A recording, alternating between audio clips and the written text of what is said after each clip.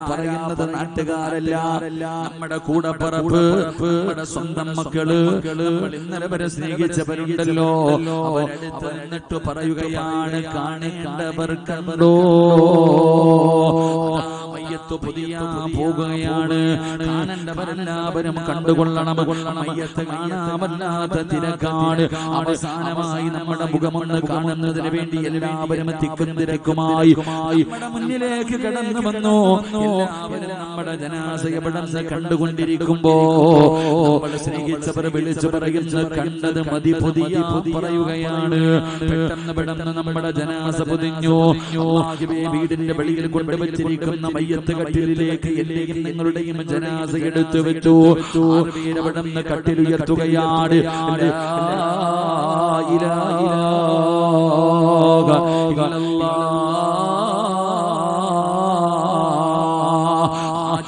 വീടിന്റെ വെളിയിലേക്ക് കൊണ്ടിറങ്ങുമ്പോൾ അപ്പോഴാണ് വീടിന്റെ അകത്ത് വിളിച്ചു കൂവല് കേൾക്കുന്നത്.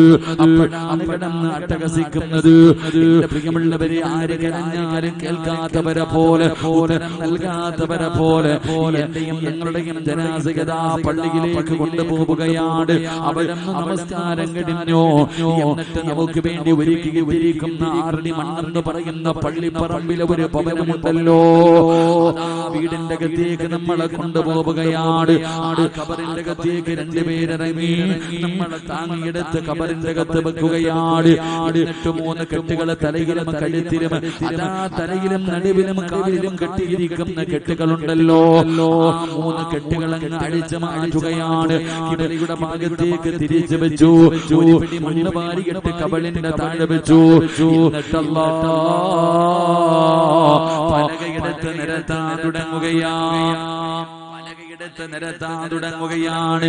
ഈമാനുള്ള ഒരു മനുഷ്യന്റെ ഹൃദയത്തിന്റെ അകത്ത്, ഈമാനുള്ള ഒരു മനുഷ്യന്റെ ഹൃദയം പിടച്ചു പോകുന്നത് അപ്പോഴാണ്. പലകയെടുത്ത് ഇങ്ങനെ നിരത്തുകയാണ്. അവസാനം എന്റെ പ്രിയമുള്ളവരെ, അവസാനത്തെ പലകയെടുത്ത് വെക്കുമ്പോ അത് കാണാൻ പറ്റുന്ന ഒരു കാഴ്ചയല്ല, അത്ര സന്തോഷമുണ്ടാക്കുന്ന ഒരു കാഴ്ചയല്ല. പലക വെച്ചു, മണ്ണ് വാരിയിടുകയാണ്.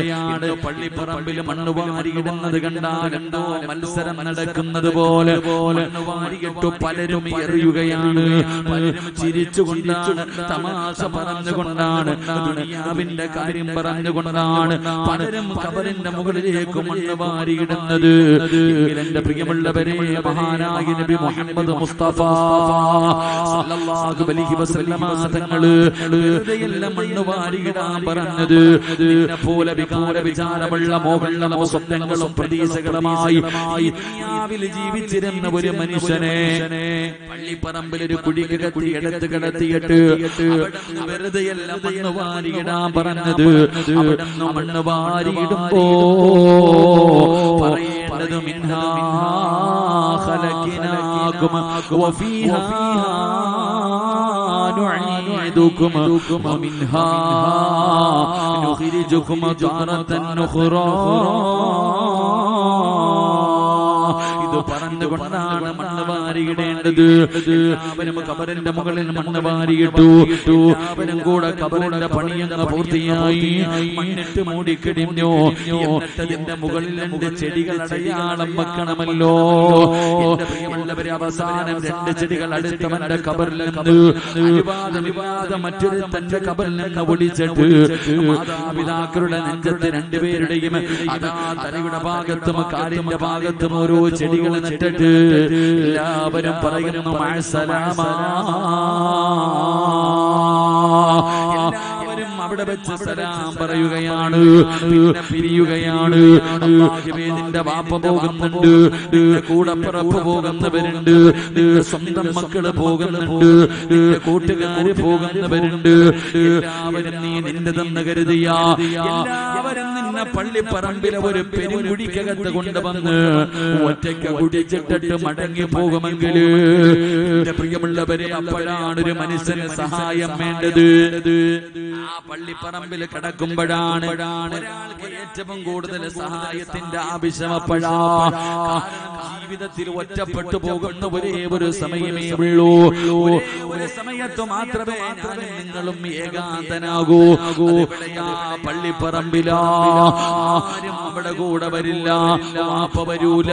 എന്റെ പൊന്നുമകനെ പിരിയാതെ എനിക്ക് ഒരു മിനിറ്റ് പോലും കഴിയില്ല എന്ന് പറഞ്ഞ് ഇന്ന് വരെ ഒരു വാപ്പയും തന്റെ മക്കളുടെ ഖബറിന്റെ ചാരത്തിരിക്കാറില്ല, ഉമ്മയും ഇരിക്കാറില്ല, ഒരു ഭർത്താവും ഇരിക്കാറില്ല, ഒരു ഭാര്യയും ഇരിക്കാറില്ല, ഒരു കൂടപ്പിറപ്പും ഇരിക്കാറില്ല, ഒരു ആത്മാർത്ഥ സുഹൃത്തുക്കളും ഇരിക്കാറില്ല.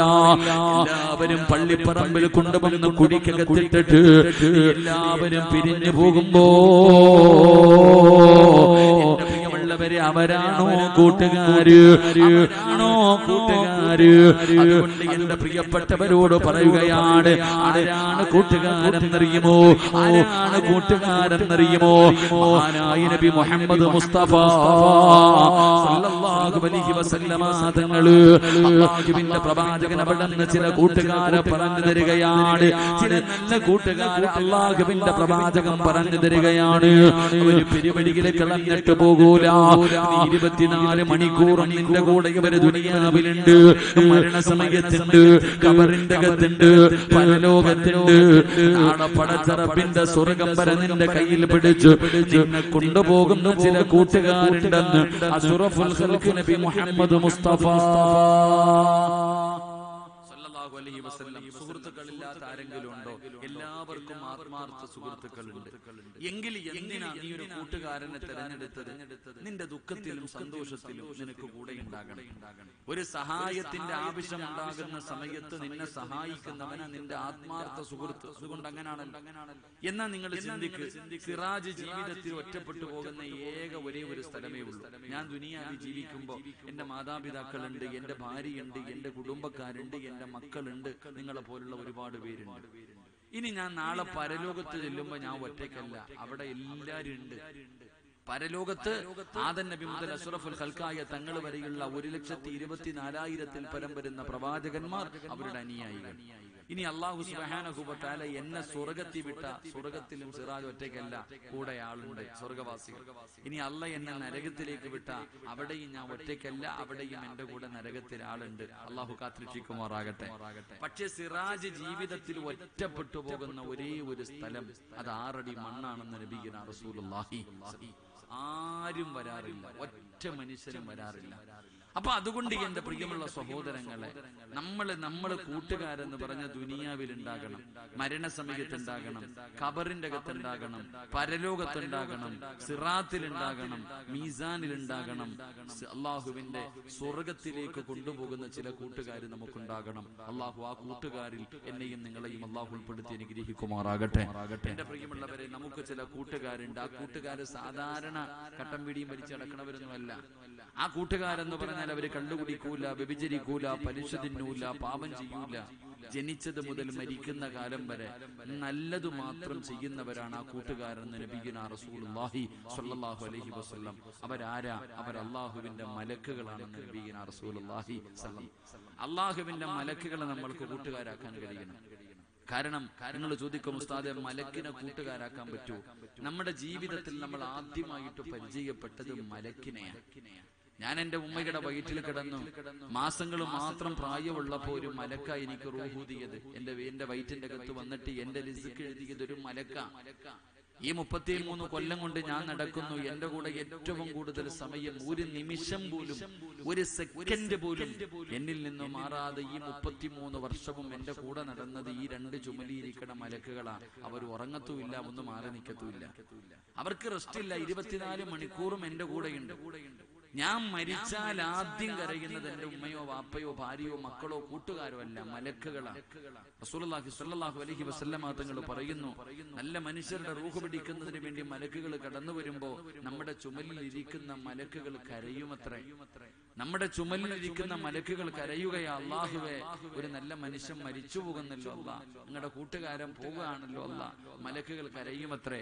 ആ സമയത്ത് അല്ലാഹു മലക്കുകളോട് പറയും, നിങ്ങൾ രണ്ടുപേരും ഖിയാമത്ത് നാൾ വരെ ഈ ഭൂമിയിൽ ഇരുന്ന് ഇബാദത്ത് എടുത്തു.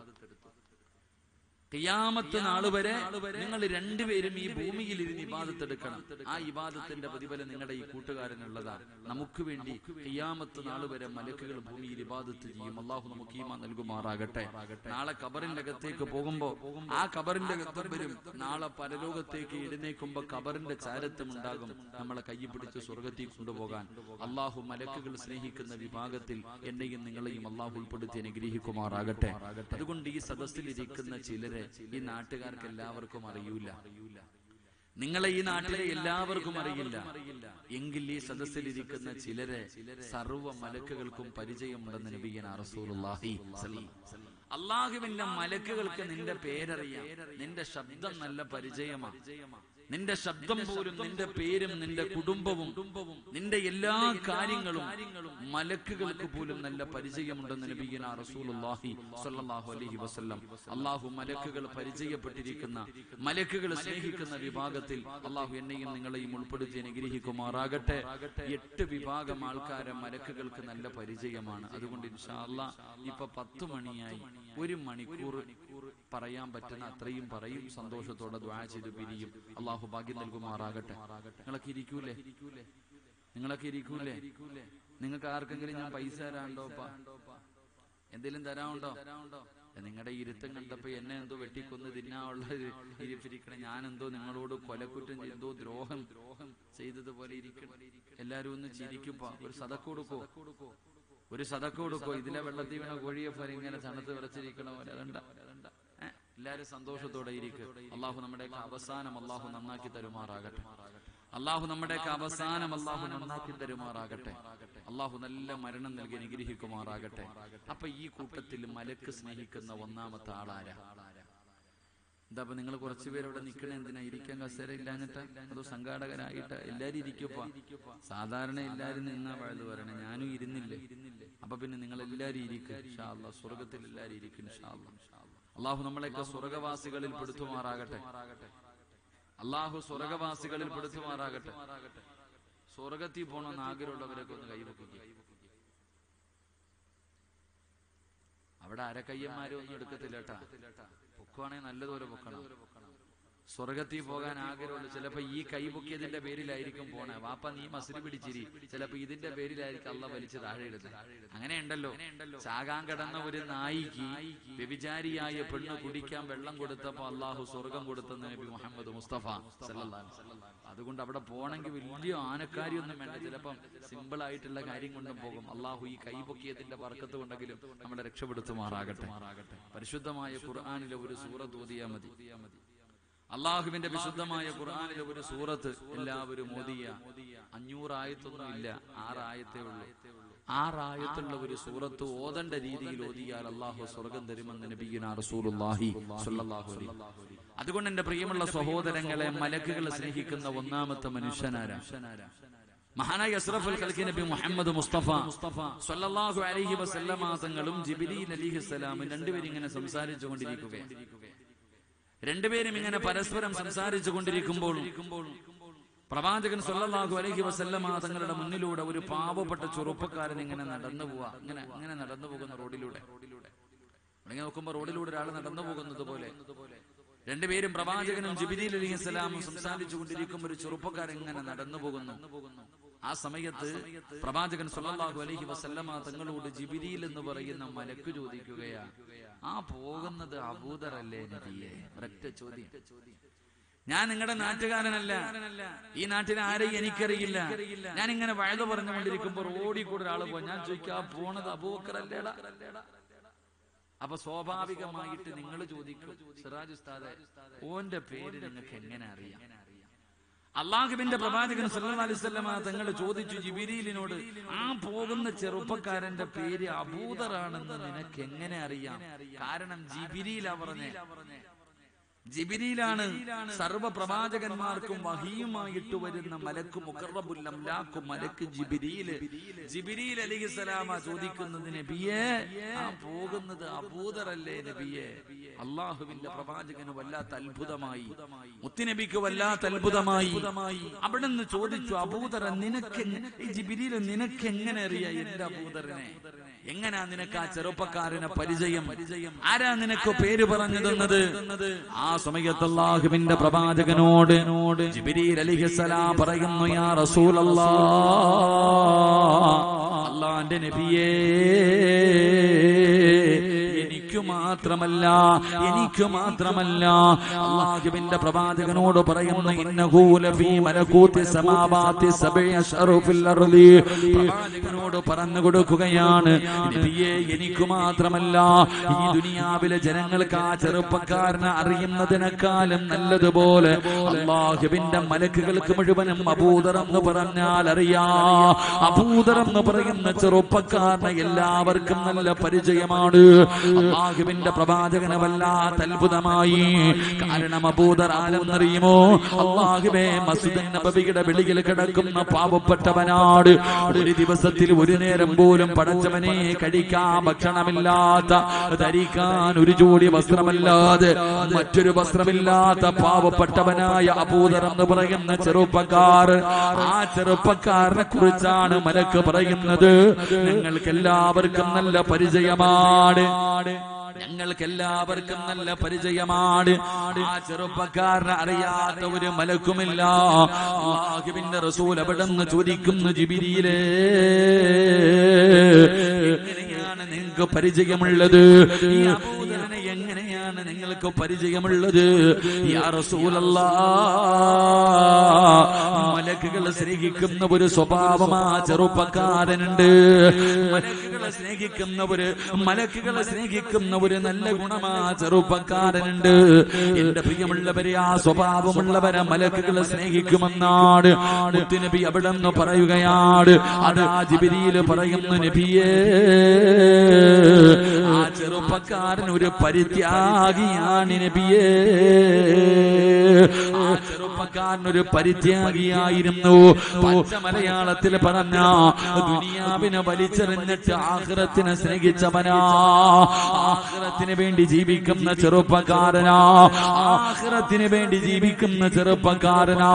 ഈ ദുനിയാവിനോട് ആർത്തിയില്ല, ദുനിയാവിനോട് മോഹമില്ല, അല്ലാഹുവേ അധികാരത്തോട് ആഗ്രഹമില്ല, സമ്പത്തിനോട് ആഗ്രഹമില്ല, ഒന്നിനോടും യാതൊരു ആഗ്രഹവുമില്ല. ആ ചെറുപ്പക്കാരനൊറ്റ ആഗ്രഹമേ ഉള്ളൂ, പരലോകത്തെ രക്ഷപ്പെടണമെന്ന ചിന്തയോട്, സ്വർഗം കിട്ടണമെന്ന ആഗ്രഹത്തോടു കൂടി ജീവിച്ച ചെറുപ്പക്കാരനാ. അതുകൊണ്ടാണ് മലക്കുകളെ സ്നേഹിച്ചതെന്ന് പ്രവാചകൻ അവിടെ നിന്ന് പറയുമ്പോ, എന്റെ പ്രിയമുള്ള സഹോദരാ, നമ്മൾ നേരെ തിരിച്ചാണല്ലോ. ഇല്ലാതെ പോയതും അത് തന്നെയാണ്. എനിക്കും നിങ്ങൾക്കും ദുനിയാവിനോട് വല്ലാത്ത ആർത്തിയാണ്, ദുനിയാവിനോട് വല്ലാത്ത മോഹമാണ്, അധികാരങ്ങളോട് വല്ലാത്ത കൊതിയാണ്, പണത്തിനോട് വല്ലാത്ത ആർത്തിയാണ്.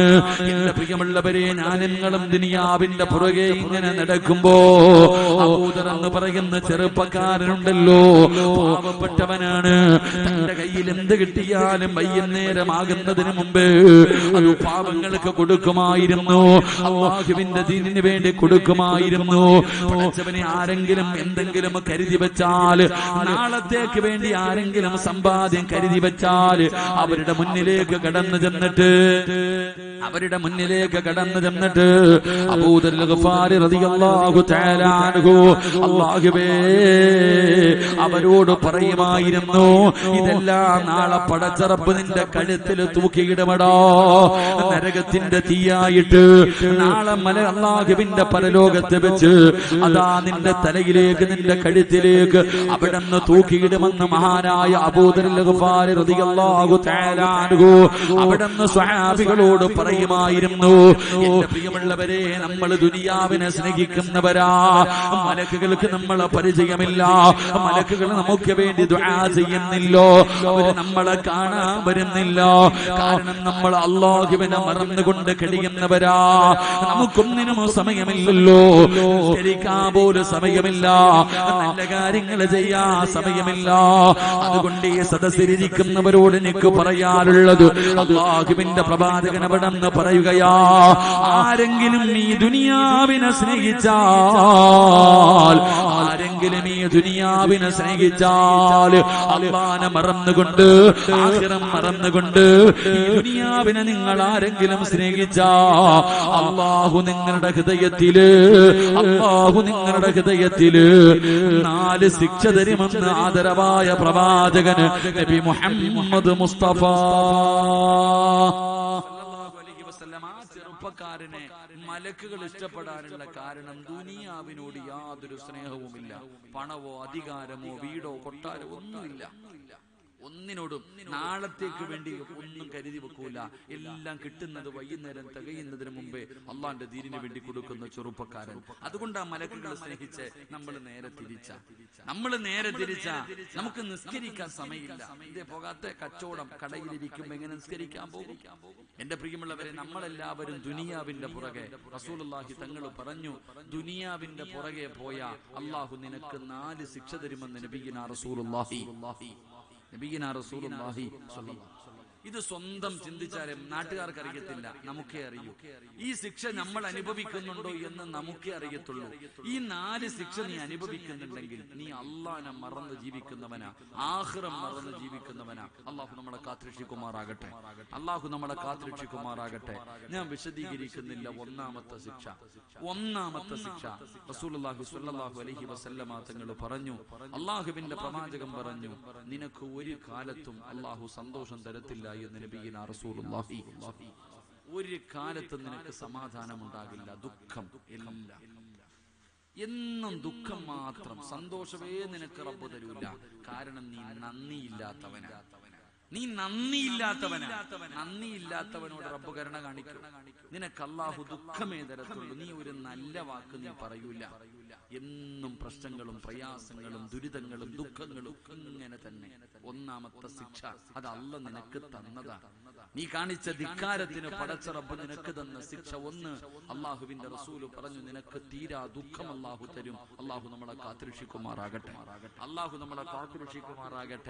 2, പ്രവാചകൻ സ്വല്ലല്ലാഹു അലൈഹി വസല്ലമ തങ്ങൾ പറഞ്ഞു, വശുഗലല്ലാ യതബറഉ മിൻഹു അബദാ. നിന്റെ ജോലി ഒരു കാലത്തും തീരൂല. ഒരിക്കലും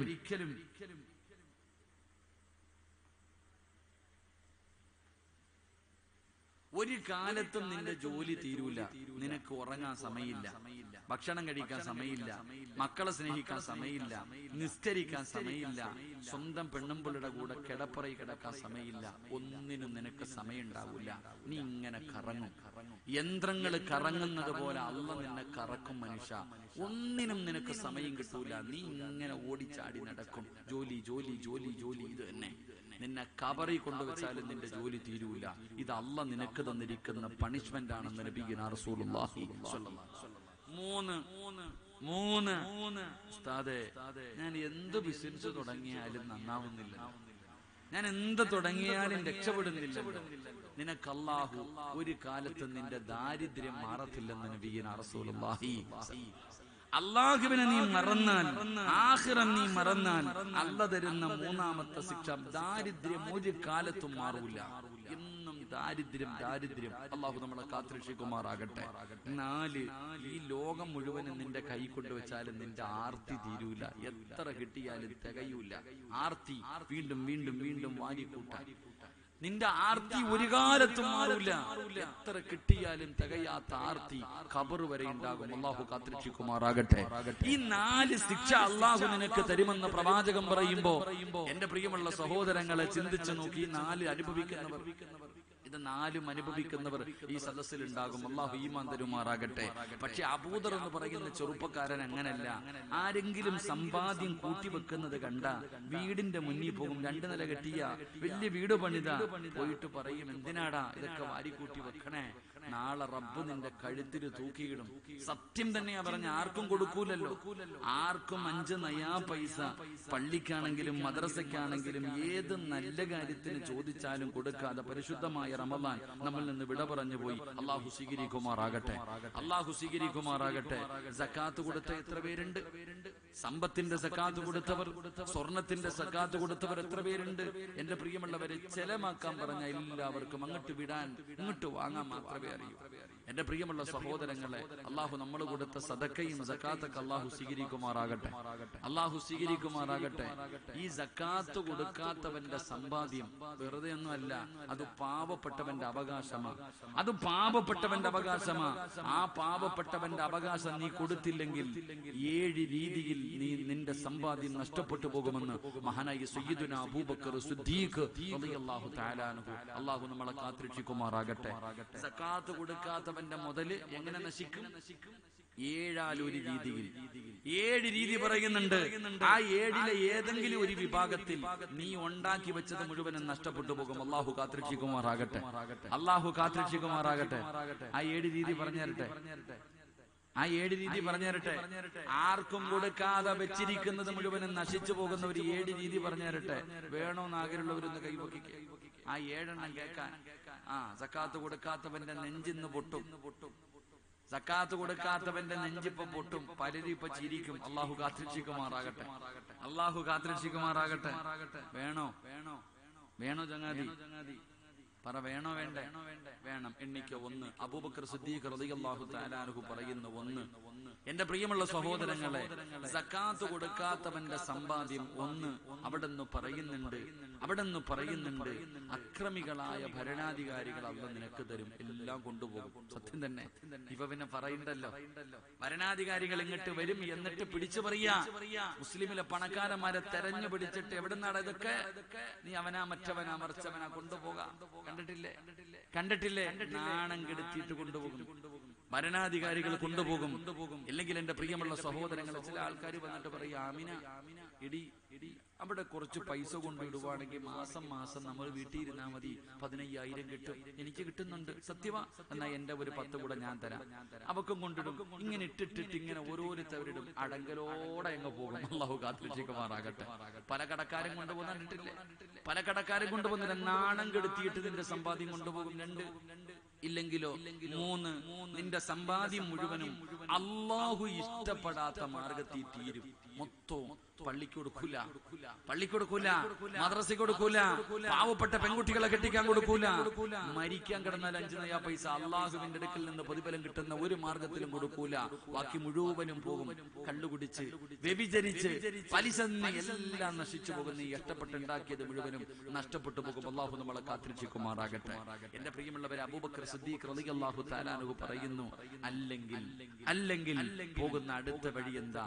ഒന്നുകിൽ നിന്റെ വീട് കത്തിയിട്ട് സർവ്വതും നശിച്ചു പോകും. അള്ളാഹു കാത്തുരക്ഷിക്കുമാറാകട്ടെ. ഒരൊറ്റ കത്തല് ഗ്യാസ് പൊട്ടിത്തെറിച്ചു, സർവ്വതും പോയി. ചിലപ്പോ ഗ്യാസും വേണ്ട, ഏതെങ്കിലും ഒരു വയറിൽ നിന്ന് കത്തിയിട്ട് മൊത്തവും പോയി, കത്തി അങ്ങ് പോകും സർവ്വതും. അല്ലെങ്കിലോ വെള്ളപ്പൊക്കം ഉണ്ടായിട്ട് സർവ്വതും നശിക്കും. ആർക്കും കൊടുക്കാതെ നീ വെച്ചിരുന്നത് മുഴുവനും വെള്ളപ്പൊക്കം ഉണ്ടായപ്പോ സ്വന്തം വീട് ഒലിച്ചു പോണ കണ്ടില്ലേ? സ്വന്തം വീട് ഇങ്ങനെ ഒലിച്ചു പോകുന്നത് കണ്ടുകൊണ്ട് നിന്നില്ലേ? എന്റെ പ്രിയപ്പെട്ടവരെ, വെള്ളപ്പൊക്കം ഉണ്ടായിട്ട് സർവ്വം നശിക്കും. അല്ലെങ്കിൽ ഇതുപോലെ ഒരു ദിവസം വഅദിന് കേൾക്കാൻ വരും. റമളാൻ മാസം എത്രയോ പാവങ്ങൾ വീടിന്റെ മുന്നിൽ വന്ന് യാചിച്ചിട്ട് പോലും കൊടുക്കാതെ എല്ലാം വെച്ചിരുന്നു. ഒരു ദിവസം എവിടെയെങ്കിലും കുടുംബസമേതം കറങ്ങാൻ പോയിട്ട് വീട്ടിലേക്ക് പോകുമ്പോ അടുക്കള വാതിൽ തുറന്നു കിടക്കുന്നു. അല്ലാഹുവേ, വീട്ടിൽ എന്തൊക്കെയോ ഒരു മാറ്റം. ഓടി വീടിന്റെ അകത്തേക്ക് കയറി ചെന്ന്, ബെഡ്റൂമിന്റെ അകത്ത് കയറി ചെന്ന് എല്ലാം സൂക്ഷിച്ചു വെച്ചിരിക്കുന്ന അലമാരി തുറക്കുമ്പോ കാലിയായി കിടക്കുന്ന അടങ്കലായിട്ട് കൊണ്ടുപോകും കള്ളൻ. അല്ലാഹു കാത്തുരക്ഷിക്കുമാറാകട്ടെ. എന്താ ഞാൻ ഉള്ളതാ പറയണേ? അല്ലാഹു ഈമാൻ തരുമാറാകട്ടെ. ആര് കൊണ്ടുപോകും? കള്ളം കൊണ്ടുപോകും നിന്റെ സമ്പാദ്യം. നിനക്കല്ല തരൂലടാ. പാവങ്ങൾക്ക് കൊടുക്കാത്ത നിനക്കല്ല തരൂല. സദക്കയുടെ കൂലി പോലും കിട്ടൂല. അതാ മനസ്സിലാക്കണ്ടേ? സദക്കയുടെ കൂലി പോലും കിട്ടൂല. അബൂബക്കർ സിദ്ദീഖ് റളിയല്ലാഹു തആല അൻഹു പറയുന്നു, അടുത്ത ശിക്ഷ എന്തെന്നറിയോ? അല്ലാഹ് നിനക്ക് വീട് വെക്കാൻ ആഗ്രഹം തരും. ആർക്കും കൊടുക്കാതെ, പാവപ്പെട്ടവന് കൊടുക്കാതെ അല്ലാഹുവിന്റെ ഇൽമു പഠിപ്പിക്കുന്ന മദ്രസ ഇടിഞ്ഞു വീഴുന്നു. കണ്ടാലും നീ കൊടുക്കൂല. അങ്ങനെ വെച്ചിരുന്നവന്മാരുടെ മുഴുവനും അല്ലാഹുവേ, മഹാനായ അബൂബക്കർ തങ്ങൾ പറയുന്നുണ്ട്, പൊന്നുമോനെ, നിനക്കല്ല വീട് വെക്കാൻ ആഗ്രഹം തരും, നീ വീട് വെച്ചിട്ട് മുടിയുമെന്ന് നബിയുനാ റസൂലുള്ളാഹി.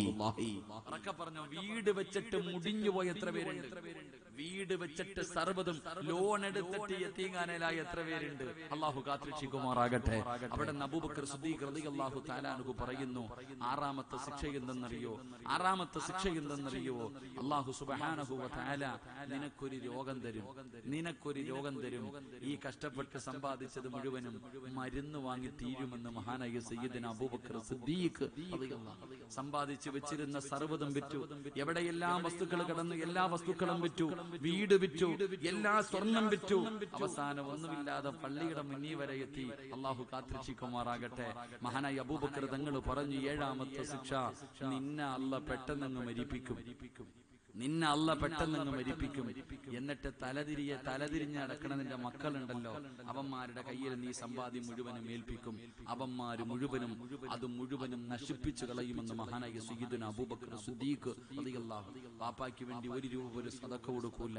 നീ നിന്റെ വർഷക്കാലം മുഴുവനും, നിന്റെ ആയുസ് മുഴുവനും, നീ സമ്പാദിച്ചത് മുഴുവനും നിന്റെ മക്കൾ ഇങ്ങനെ അടിച്ചു പൊളിച്ച് തീർത്തു കളയും. അള്ളാഹു നമ്മളെ കാത്തിരക്ഷിക്കുമാറാകട്ടെ.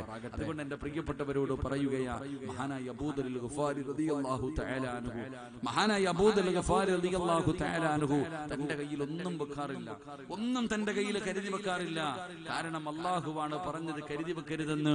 അബൂദർ അൽ ഗഫാരി റളിയല്ലാഹു തആല അൻഹു എന്ത് കിട്ടിയാലും പാപങ്ങൾക്ക് കൊടുക്കുകയാണ്. എന്ത് കിട്ടിയാലും തന്റെ ആവശ്യം കഴിഞ്ഞാൽ പാപങ്ങൾക്ക് കൊടുക്കുകയാണ്. വൈകുന്നേര സമയമാകുമ്പോ തന്റെ കയ്യങ്ങ് കാലിയാവുകയാ. എന്റെ പ്രിയപ്പെട്ട പെങ്ങളെ, നിങ്ങൾക്ക് സമ്പത്തിനോട് വല്ലാത്ത ആഗ്രഹമുണ്ട്, സമ്പാദ്യത്തിനോട് വല്ലാത്ത ആഗ്രഹം ചില പെണ്ണുങ്ങൾക്കുണ്ട്. പെങ്ങളെ, സമ്പാദ്യം നല്ലതല്ല, അത് അല്ലാഹു നിനക്ക് നൽകിയിരിക്കുന്ന പരീക്ഷണ വസ്തുവാണ്. എന്റെ പ്രിയപ്പെട്ട പെങ്ങളെ, നിനക്ക് സ്വർഗം വേണോ?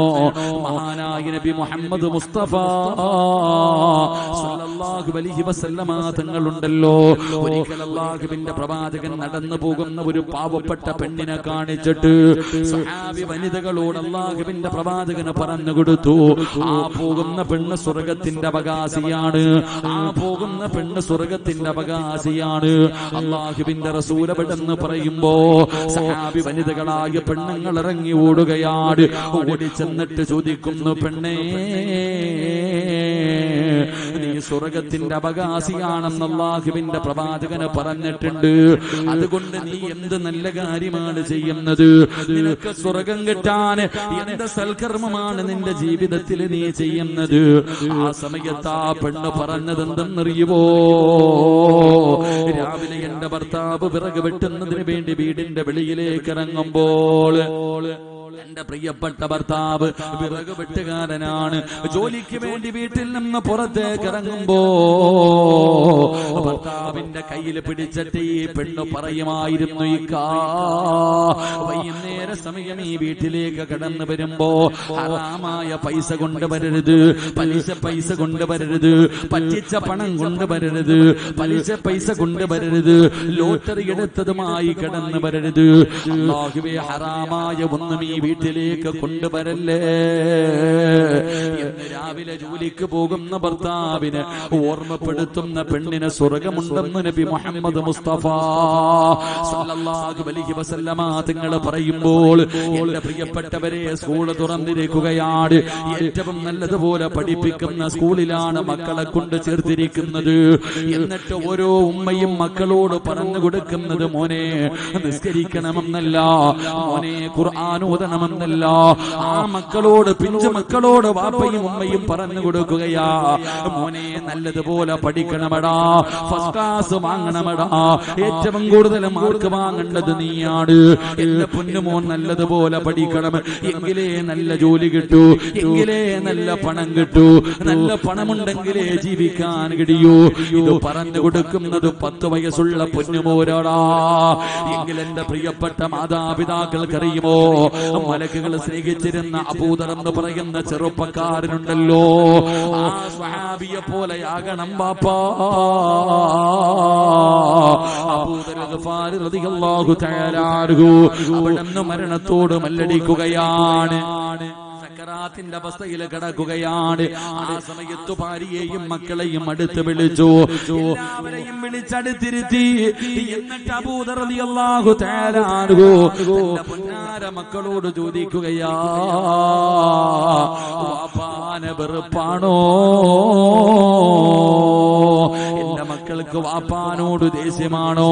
വാപ്പ നിങ്ങൾക്ക് വേണ്ടിയൊന്നും കരുതി വെച്ചിട്ടില്ല, എന്റെ കയ്യിൽ തരാനൊന്നുമില്ല മക്കള്. കാരണം അല്ലാഹുവാണ് ഒന്നും കരുതി വെക്കരുതെന്ന് പറഞ്ഞിരിക്കുന്നത്. അതുകൊണ്ട് വാപ്പയുടെ കയ്യിൽ കിട്ടിയതെല്ലാം പാവങ്ങൾക്ക് കൊടുത്തു. നിങ്ങൾക്ക് വേണ്ടി ഞാനൊന്നും കരുതി വെച്ചിട്ടില്ല. വാപ്പാടെ ഇന്നത്തെ അവസ്ഥ എന്തെന്നറിയോ? വാപ്പ ഇന്ന് മരിച്ചു പോയാൽ കഫൻ തുണി വാങ്ങാനുള്ള ഒരു രൂപ പോലും എന്റെ കയ്യിലില്ല മക്കളെ.